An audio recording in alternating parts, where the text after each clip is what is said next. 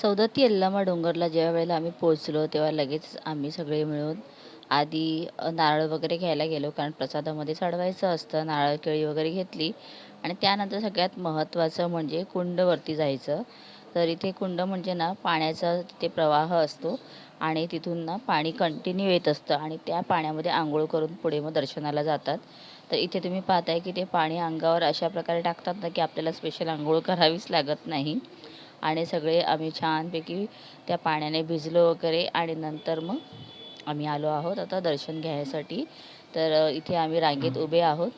तर ही रांग ना आधी पूर्ण अशा प्रकारे केलेली आहे. आधी म्हणजे ही सुविधा सगळी नव्हती, पण आता खूप छान केलेलं आहे.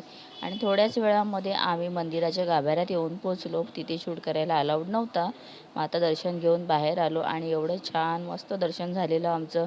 खरंच आई यल्लम्माचं रूप ना डोळ्यात अगदी भरून गेलेलं आहे.